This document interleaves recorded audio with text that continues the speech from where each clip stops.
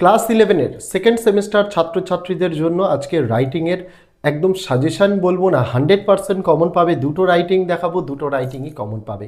তার কারণ এই ভিডিওতে তোমাদের দুটো রাইটিংয়ের ফরম্যাট দেখাবো, একটা রিপোর্টিং অ্যান্ড ইভেন্টের ফরম্যাট আর একটা এডিটোরিয়াল লেটারের ফরম্যাট। এই দুটো রাইটিংই 5+5-এ আসবে। মোট 10 নম্বর তোমাদের রাইটিংয়ে থাকে। সেই 10-এ 10 কমন পাওয়ার জন্য সমস্ত স্কুলে তোমাদের রিপোর্টিং অ্যান্ড ইভেন্টও দেবে, এডিটোরিয়াল লেটারও দেবে। দুটো ফরম্যাট একদম দেখিয়ে দেবো, বুঝিয়ে দেবো।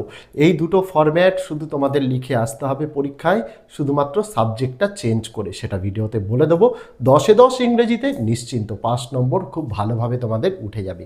আশা করব ভিডিওটা সকলে প্রথম থেকে শেষ পর্যন্ত দেখবে, কেউ স্কিপ করবে না, কারণ স্কিপ করলে রাইটিংয়ে 10 নম্বর কিন্তু তোমার হাত থেকে মিস হয়ে যাবে। এইরকম ভিডিও গোটা ইউটিউব খুঁজেও কোথাও পাবে না। আমরা যেহেতু উত্তর সহ সমস্ত কিছু নিয়ে আসি ছাত্রছাত্রীদের জন্য, তাই রাইটিংটাও নিয়ে আসলাম। ইতিমধ্যেই গোটা ইংরেজির সিলেবাসের চ্যাপ্টার ওয়াইজ প্রশ্ন উত্তর আমরা উত্তর সহ আগেই দিয়েছি। এই ভিডিওর ডেসক্রিপশানে তার লিঙ্কটা দিয়ে রাখলাম, যদি প্রয়োজন মনে করো একবার দেখে নিতে পারো। আগামী দিনে প্রত্যেকটা পরীক্ষার আগেই এইরকম তোমাদের গুরুত্বপূর্ণ সাজেশনের ভিডিও আসবে, তাই চ্যানেলটিকে যদি সাবস্ক্রাইব না করা হয়ে থাকে অবশ্যই সাবস্ক্রাইব করে দিতে হবে। আর ফেসবুক থেকে দেখে থাকলে পেজটিকে অবশ্যই ফলো করে দেওয়ার অনুরোধ রইল। তো চলো দেরি না করে শুরু করা যাক আজকে আমাদের ভিডিওটি। দেখো, ক্লাস 11-এ তোমাদের দু ধরনের ফরম্যাট দেখাবো, দু ধরনের রাইটিং আসে। একটা প্যারাগ্রাফ রাইটিং আসে, তার সঙ্গে অরে আসে রিপোর্টিং অ্যান্ড ইভেন্ট, আর তোমাদের জন্য আসে এডিটোরিয়াল লেটার। এই দুটো ইজি ফরম্যাট দেখিয়ে দিচ্ছি, যা আসবে সাবজেক্ট চেঞ্জ করে লিখবে। প্রথমে দেখাবো প্রোগ্রাম বা ফাংশন রিপোর্ট ফরম্যাট। প্রথমে তোমাদের যেটা করতে হবে, তোমাদের কোশ্চেনের মধ্যেই হেডিং বলে দেবে। হেডিং যেমন যদি বলে দেয় যে teachers day celebrated at our school, সেটাই লিখবে। যেটা বলে দেবে হেডিং কোশ্চেনে বলে দেবে সেটাই লিখবে। ঠিক আছে, এখানে আমি XYZ স্কুল লিখেছি, তোমরা নিজেদের স্কুলের নামও লিখতে পারো, তারপরে ডেট আর ইয়ার দিয়ে তোমাদের লিখতে হবে।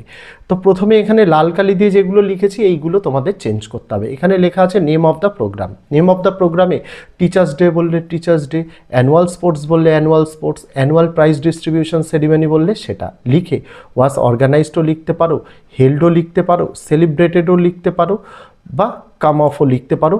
অন দিয়ে ডেট, যে ডেট সেই ডেট আর সময়টা লিখতে হবে, time. In the name of the place মানে কোন জায়গায় হচ্ছে, বাই আওয়ার স্কুলও লিখতে পারো। এর অর্থ যে অমুক অনুষ্ঠানটা আমাদের স্কুল দ্বারা অমুক তারিখে অমুক সময় আয়োজিত করা হয়েছে আমাদের স্কুলেই। তারপরের লাইনে লেখা হচ্ছে যেটা, সেটা একটু তোমাদের বুঝিয়ে দিই। যে লেখা আছে দ্য স্কুল হল বা প্লেস। প্লেস বলতে যে জায়গার নাম, যদি এখানে এই যে নেম অফ দ্য প্লেসে যদি জায়গার নাম দেখো, তাহলে এখানে প্লেসের নামটা লিখতে হবে। Was richly decorated with flower, small flags, festoons and banners. সেই যে জায়গাটায় প্রোগ্রাম অনুষ্ঠিত হয়েছিল সেই জায়গাটা খুব সুন্দরভাবে ফুল, ছোট ছোট পতাকা, ফেস্টুন, ব্যানার দিয়ে সাজানো হয়েছিল। তারপরের লাইনে কি লিখছি, this started with the arrival of the chief gazed at the time. এখানে দিতে হবে অনুষ্ঠানটা শুরু হয়েছিল আমাদের প্রধান অতিথির আগমনের দ্বারা, সময়টা লিখতে হবে, টাইমটা দিয়ে দেবে। তারপর যা লেখা রয়েছে অ্যাজ ইট ইজ লিখবে।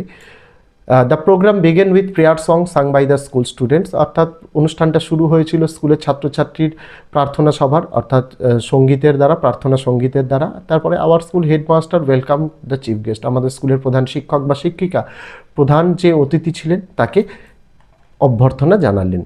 তারপর the purpose of this program অথবা ফাংশন ওয়াজ টু সেলিব্রেট, আবার নেম অফ দ্য প্রোগ্রাম। এখানে এই অনুষ্ঠানের আমাদের মূল লক্ষ্য ছিল উদযাপন করা, প্রোগ্রামের নাম দিতে হবে।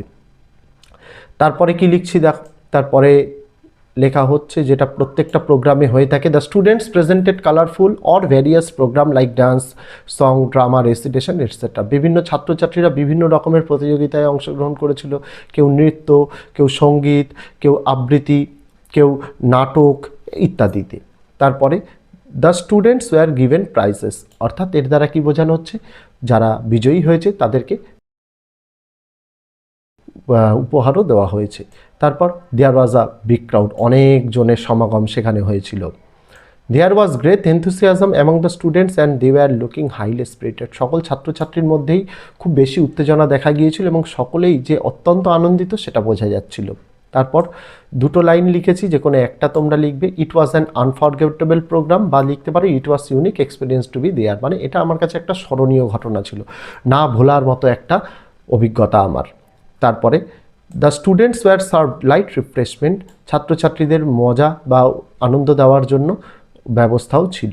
তারপর the chief guest gave a very motivating speech on the occasion role of the youth, অর্থাৎ যিনি প্রধান অতিথি ছিলেন তিনি আমাদের যুবদের যে কি করা উচিত এই নিয়ে একটা ভালো মোটিভেটিং স্পিচ বা আবেগঘন একটা বক্তৃতা দিয়েছিলেন। তারপরে the program ended with the speech of the headmaster, অনুষ্ঠানটা শেষ হয়েছিল প্রধান শিক্ষক বা শিক্ষিকার বক্তৃতার দ্বারা। তারপর he thank the chief guest and the students for making the programme grand success, মানে তিনি চিফ গেস্ট, এখানে চিফ গেস্টের নামটা উল্লেখ করতে হবে, তিনি প্রধান অতিথিকে ধন্যবাদ জানিয়ে এবং ছাত্রছাত্রীদেরও অ্যাপ্রিসিয়েট করেছেন এই অনুষ্ঠানটাকে এতটা সাফল্যমণ্ডিত করার জন্য। এই ছিল রিপোর্ট রাইটিংয়ের ফরম্যাট। রিপোর্ট রাইটিং হয়ে গেল। আর একটা রাইটিং কী আসে? Editorial letter. এডিটোরিয়াল লেটারে যা দিয়েছি তাই, শুধু দুটো জায়গা চেঞ্জ করতে হবে। প্রথমে এডিটোরিয়াল লেটারে এটা যেটা লিখছি প্রত্যেকটা লেটারে লিখবে টু দ্য এডিটর, তারপরে পেপারের নাম, আমি টেলিগ্রাফ দিয়েছি, তোমরা স্টেটসম্যান যে কোনো পত্রিকার নাম দিতে পারো, তারপরে অ্যাড্রেস, পত্রিকার অ্যাড্রেস এটাই 7,01,000 এটা দিতে হবে। তারপরে দেখো এখানে সাবজেক্ট লিখেছি will be given in the question. সাবজেক্টটা তোমাকে প্রশ্নে দিয়ে দেবে। যদি সাবজেক্ট দেয় high price rise of essential commodities, মানে নিত্য প্রয়োজনীয় জিনিসের মূল্যবৃদ্ধি বা রেকলেস ড্রাইভিং, সমস্ত কিছু যাই দিয়ে দেবে কোশ্চেনে বলে দেবে, সেটাই এখানে তোমাদের লিখতে হবে। এখানে শুরু করতে হবে স্যার লিখে। প্রথম প্যারাগ্রাফে তোমার সমস্যাটা সংক্ষেপে জানাতে হবে। লেখা আছে I shall be highly obliged if you kindly allow me to ventilate my opinion in your esteem daily about the, আবার লিখে সাবজেক্ট, সাবজেক্টে যেটা কোশ্চেনে মানে ওপরের সাবজেক্ট টপিকে লিখেছো সেটাই লিখবে। বলা হচ্ছে আমি আপনাকে অত্যন্ত ধন্যবাদ জানাই যে আপনি আমাকে সুযোগ দিয়েছেন আপনার পত্রিকায় আমার কথাগুলি প্রকাশ করার জন্য, সেই কথাগুলোর সমস্যা কী সেটা এখানে লিখতে হবে। তারপরে কি লিখছি দেখো, our life is full of many problems, আমাদের জীবন তো অনেক সমস্যায় জর্জরিত, বাট দ্য প্রবলেম অফ, এখানে সাবজেক্টটা লিখে দেবে, ইজ আনবিয়ারেবল আস ফর নাওয়াডেজ, কিন্তু এই যে সমস্যাটা হচ্ছে এটা আমাদের প্রতিদিনের জীবনে অসহ্যকর হয়ে উঠেছে। It creates a lot of problems, এটা আমাদের অনেক সমস্যা করে তুলছে। The condition is really unbearable right now, সমস্যাটা এতটাই বেশি যেটা আর সহ্য করার মতো জায়গায় নেই। We are living a hellish life due to it, আমরা নরকের মতো জীবন যাপন করছি এই সমস্যাটার জন্য। The students are also victim to this problem, ছাত্রছাত্রীরাও এই সমস্যার মধ্যে দিয়ে বাদ যায়নি। It is increasing day by day, যত দিন যাচ্ছে এটা আরও বেড়ে চলেছে। We have complained several times but got no response, আমরা অনেকবার অভিযোগ জানিয়েছি কিন্তু কোনো সদুত্তর পাইনি। There is no strong force to control it, কোনো শক্তিশালী শক্তি নেই এটাকে নিয়ন্ত্রণ করার জন্য। We are eagerly waiting for the day when this problem will be over, আমরা সেই দিনটার অপেক্ষা করছি যখন এই সমস্যাটা পুরোপুরিভাবে নির্মূল হয়ে যাবে। লাস্ট প্যারাগ্রাফে কনক্লুশন লিখতে হয়, এখানে তোমার সমস্যাটার জন্য, তোমার এতক্ষণ সমস্যা তো লিখলে, তার জন্য কি সমাধান তুমি আশা করছো সেটা লিখতে হয়। কি লিখছি, so it is my humble request if you publish this in your esteem daily so that the concerned authorities will see the gravity of this matter and some positive steps will be taken to solve this matter as soon as possible. এই কথাটার মানে তাই আমার আন্তরিক অনুরোধ আপনার কাছে, যদি আমার এই অসুবিধার কথাগুলি আপনার পত্রিকায় প্রকাশ করেন তাহলে কর্তৃপক্ষ আপনার পত্রিকার দ্বারা এই সমস্যার গভীরতাটা মূল্যায়ন করবে এবং কিছু ভালো পদক্ষেপ তারা অবশ্যই নেবেন যাতে এই সমস্যাটা অত্যন্ত দ্রুত সমাধান হয়ে যায়। তারপরে এখানে থ্যাঙ্কিং ইউ লিখতে হয়, তার নিচে ডেট, যে ডেটে লিখছো সেই ডেট, তারপরে প্লেস, জায়গার নাম দিতে হবে, আর ডান দিকে ইয়োর সিনসিয়ারলি দিয়ে নিচে নিজের নাম। এইভাবে লিখলেই দেখবে লেটার আর রিপোর্ট নিয়ে 10-এ 10 কেউ আটকাতে পারবে না। বিগত বছরেও ছাত্রছাত্রীদের কমন দিয়েছি, এবছরও পাবে।